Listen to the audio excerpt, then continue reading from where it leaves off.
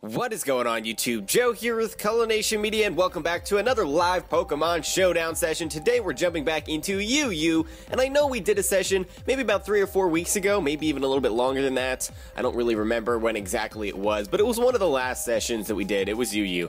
I know, but I wanted to try out some more things. I had a couple of other ideas that I wanted to test anyway on Showdown, and I wanted to record a couple of sessions for you guys. I'm going to record these back to back and release them over the next couple of weeks. So just keep in mind that they're bulk recorded. Changes to the metagame may happen, like if I record an OU session, Mega Ments may be quick banned out of there in that time. So I just want to make sure you have some variety of stuff, because not everybody likes the Showdown stuff, but it's a nice little laid back, different kind of thing, and it's easier for me to record, and that way you guys have some extra content, because that's always good. Now, as we're getting started today, just a friendly little reminder in case you guys would like to show your support to the channel in this series, which I do appreciate when you guys do that. Feel free to show your support either by clicking the thumbs up button down below, or you can leave your thoughts in the comment section, or you know, if you have suggestions or whatever it may be, that is the place to do it. Here we have physically defensive Hydreigon starting the team off, Roost, Dragon Tail, U-Turn, T-Wave. It actually has somewhat of a decent defensive typing. We have an impish nature because I'm not using special attack whatsoever. We just have the Dragon Tail to phase out sweepers, U-Turn to get some momentum, T-Wave slows down those faster threats in UU like Mega Aerodactyl, and then Roost obviously is recovery. Lefties is the item of choice. Really nothing else to say there other than I've seen a couple of people use similar sets. I think they were specially defensive. I wanted to try physically defensive. So there we go. And we have Squidzy, the Tentacruel, Black Sludge, Clear Body. Maybe I should do Liquid Ooze. I don't know. I'll just leave it like that for now, because I always get killed by those defense drops. Scald, Rapid Spin, Haze, again for those sweepers, because people love to just set up all the time. And then Protect to get Black Sludge recovery and Scouts. I have Max, let's see, I did specially defensive. Maybe I should do physically defensive. That might actually be better, because Tentacruel already has base 120 special defense, and his physical defense is pretty darn bad. So you know what, I think I might actually want to change that. Let's change the spread here. Let's do the suggested spread. So 240 and then 16 in speed, the bold. Alright, that works. That definitely works. Alright, we're going to go and move on here to Boris the Rhyperior with lefties, Solid Rock. It's going to be our Stealth Rock setter, obviously.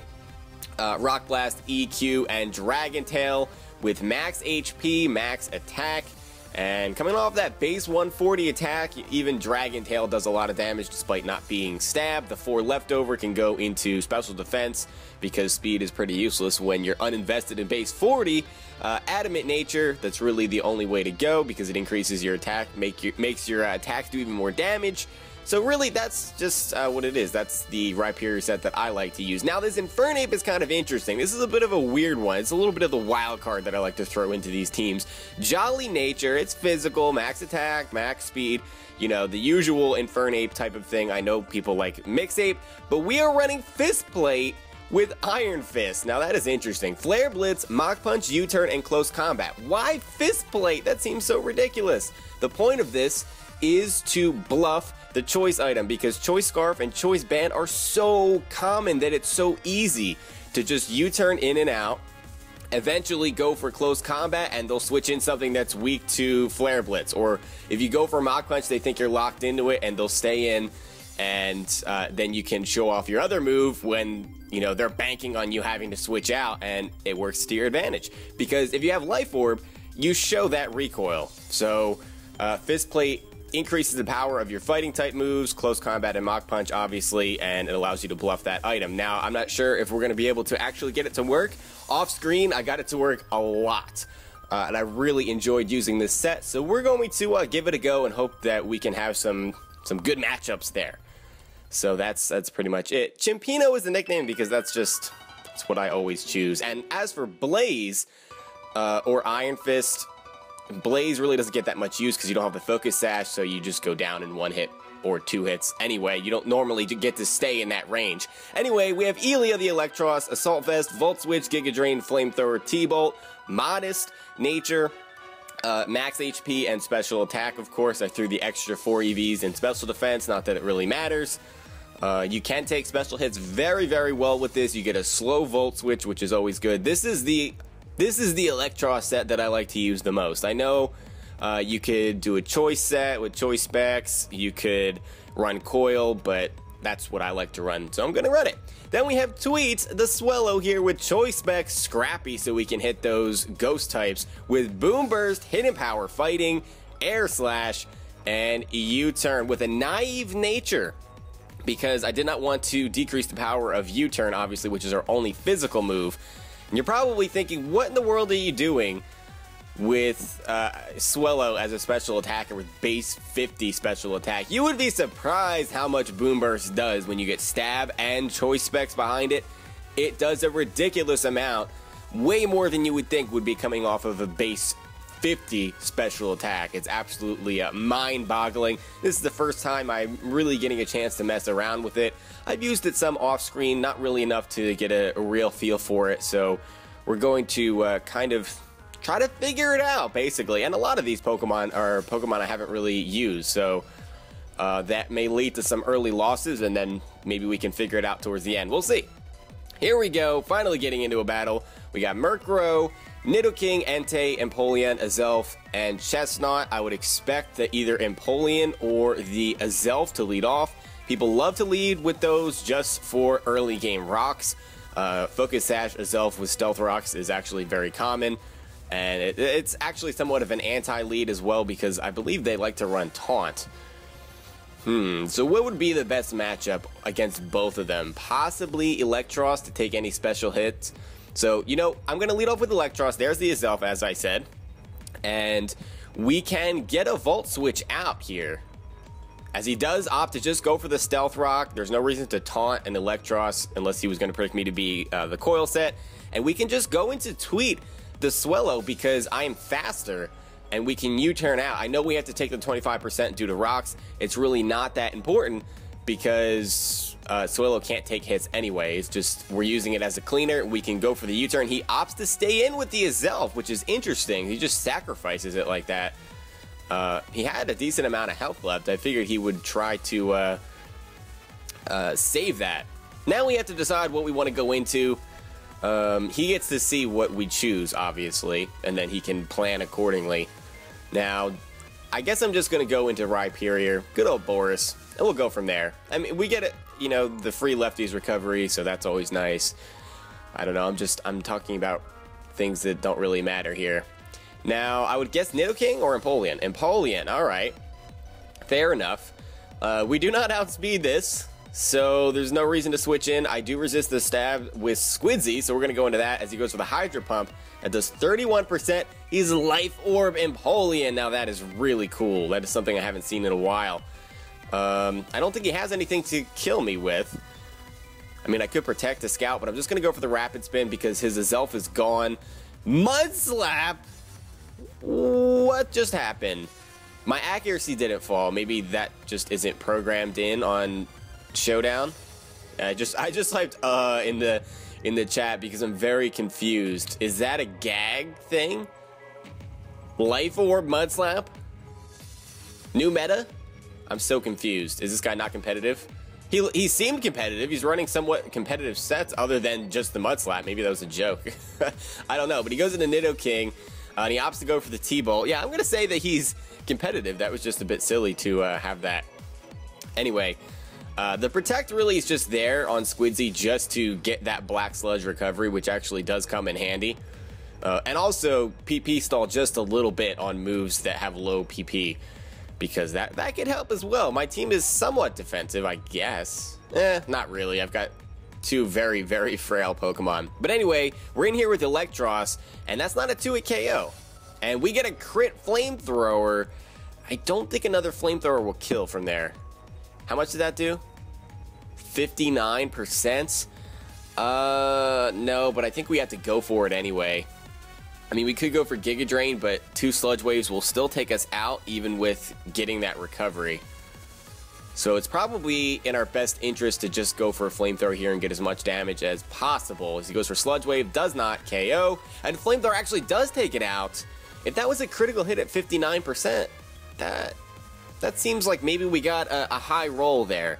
I don't know, unless I'm just doing the math wrong in my head. Anyway, Entei is going to come in here, and this is great. We have a Zelf gone and Nidoking gone this early in the match. Entei's probably his only other offensive Pokemon. Well, no, he's got the Empoleon. He's got that Empoleon that is Life Orb with Mud Slap. Anyway, he went for the Extreme Speed. This thing is probably banded, so we are pretty free to just set up Stealth Rocks here, because I was expecting him to switch, knowing that he can't really do much to me. So he did switch, and now when he comes back in, he's going to take 25%, and that really does affect him, because, you know, taking 25% every time, eventually we'll be able to pick him off with something. Alright, and it also does work out very well against that Murkrow, which hasn't seen the light of day yet. We're going to sacrifice Elia here, just sack it off so we can get a safe switch into something. The question is what? I guess it would have to be Tweet.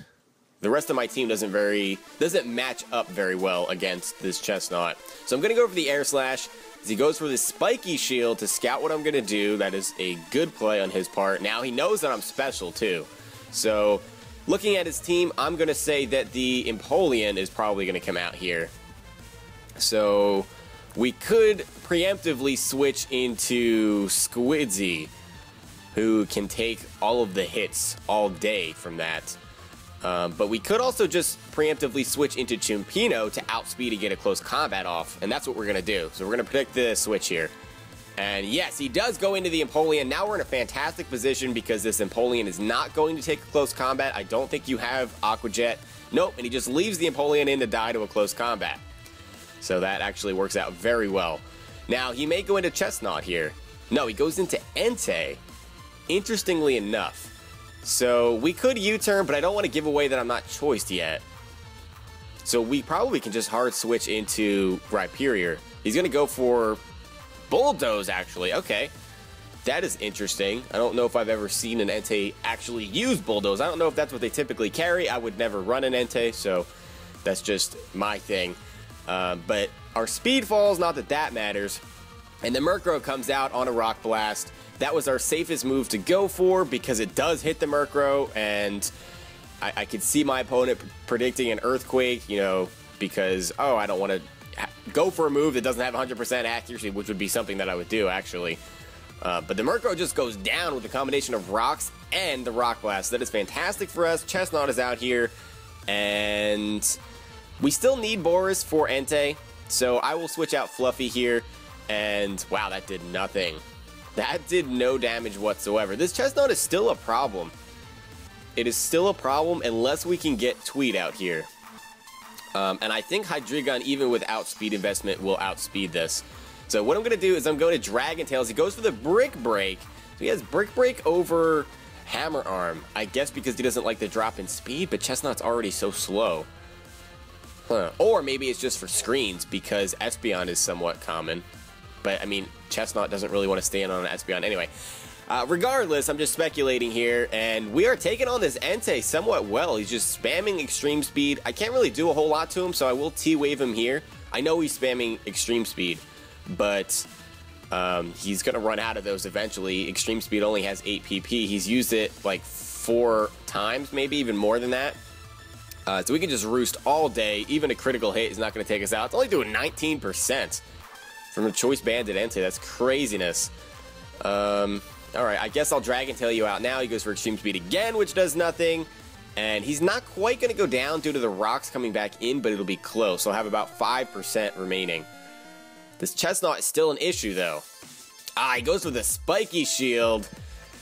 Should have predicted that because I've been spamming Dragon Tail. There's really no reason to T-Wave this thing, though. The only reason that I would go for T-Wave would be to slow down something that's somewhat fast. I don't do it just to potentially get hacks. So, oh, and we missed the Dragon Tail. Cool beans. I'm kind of curious as to why he's not going for Brick Break, or he's trying to whittle me down to the point where then he can go for it.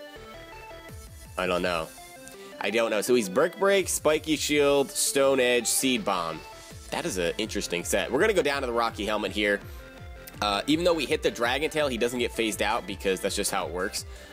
If you die due to a Rocky Helmet or Rough Skin as you're Dragon Tailing, the opponent does not get phased out. Similar to how if you... I forget how it works. like if you knock off a Rocky Helmet and KO the Pokemon at the same time, I believe you don't take the recoil from it. Something similar to that. Anyway, he's going to switch in his Entei here to fodder it off, needlessly, basically, to a Boom Burst, and Chestnut is also not going to take a Boom Burst. There was no reason for me to risk missing the Air Slash, so that's just what I went for, and that is going to be the match. So that was pretty interesting. Ended up being a 30-turn match, which is actually a little bit longer than what they typically run into. But hey, that is pretty good. This team is working out pretty well so far. I mean, I obviously need to get some more matches to get a good feel for it. But I hope you guys enjoyed this first part. If you did, please make sure you're leaving a like rating or a comment or whatever you would like to do. And I will see you all for part number 2. But until then, game on.